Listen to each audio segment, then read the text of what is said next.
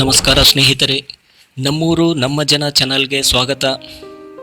ರಾಜ್ಯಕ್ಕೆ 4 ಮುಖ್ಯಮಂತ್ರಿಗಳನ್ನು ಕೊಡುಗೆಯಾಗಿ ನೀಡಿದ್ದ ಬೆಂಗಳೂರು ದಕ್ಷಿಣ ಜಿಲ್ಲೆ ಬುಧವಾರ ದೊಡ್ಡ ಆಲಹಳ್ಳಿ ಕೆಂಪೇಗೌಡ ಶಿವಕುಮಾರ್ ಅವರು ಮುಖ್ಯಮಂತ್ರಿಯಾಗಿ ಪ್ರಮಾಣ ವಚನ ಸ್ವೀಕರಿಸುವ ಮೂಲಕ ಬೆಂಗಳೂರು ದಕ್ಷಿಣ ಜಿಲ್ಲೆಯ 5ನೇ ಮುಖ್ಯಮಂತ್ರಿಗಳಾಗಲಿದ್ದಾರೆ. ಬೆಂಗಳೂರು ದಕ್ಷಿಣ ಈ ಹಿಂದೆ ರಾಮನಗರ ಜಿಲ್ಲೆಯಿಂದ ಕಾಂಗ್ರೆಸ್ ಸರ್ಕಾರದಲ್ಲಿ ಸಿಎಂ ಗಾದಿ ಅಲಂಕರಿಸಿದವರಲ್ಲಿ 2ನೇ ನಾಯಕ ಎಂಬ ಪ್ರಶಂಸೆಗೆ ಪಾತ್ರರಾಗಲಿದ್ದಾರೆ. ಈ ಹಿಂದೆ ಕಾಂಗ್ರೆಸ್ ಸರ್ಕಾರದಲ್ಲಿ ಕೆಂಗಲ್ ಹನುಮಂತಯ್ಯ ಮುಖ್ಯಮಂತ್ರಿಯಾಗಿದ್ದರು. ಆ ನಂತರ ಜನತಾ ಪಕ್ಷ ಸರ್ಕಾರದಲ್ಲಿ ರಾಮಕೃಷ್ಣ ಹೆಗಡೆ, ಜನತಾದಳ ಸರ್ಕಾರದಲ್ಲಿ ಎಚ್.ಡಿ. ದೇವೇಗೌಡ ಹಾಗೂ ಜೆಡಿಎಸ್ ಬಿಜೆಪಿ, ಜೆಡಿಎಸ್ ಕಾಂಗ್ರೆಸ್ ಮೈತ್ರಿ ಸರ್ಕಾರಗಳಲ್ಲಿ ಎಚ್.ಡಿ. ಕುಮಾರಸ್ವಾಮಿ ಮುಖ್ಯಮಂತ್ರಿಗಳಾಗಿ ಆಡಳಿತ ನಡೆಸಿದ್ದರು. ವಿಧಾನಸೌಧದ ನಿರ್ಮಾತೃ ಮಾಜಿ ಸಿಎಂ ಕೆಂಗಲ್ ಹನುಮಂತಯ್ಯ ಮೂಲತಃ ರಾಮನಗರ ತಾಲೂಕಿನವರು.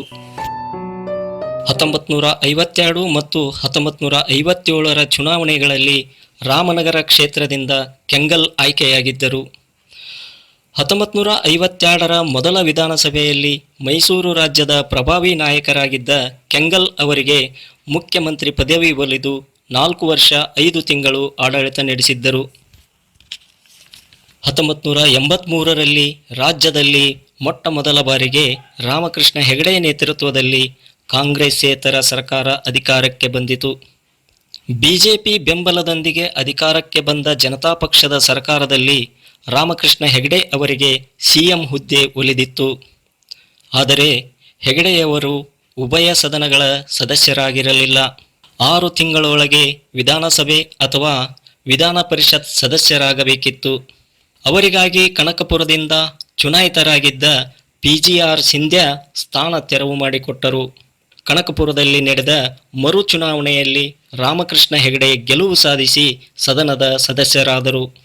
7ನೇ ವಿಧಾನಸಭೆಯಲ್ಲಿ ಹೆಗಡೆಯವರು 10ನೇ ಮುಖ್ಯಮಂತ್ರಿಯಾಗಿ ಆಡಳಿತ ನಡೆಸಿದ್ದರು.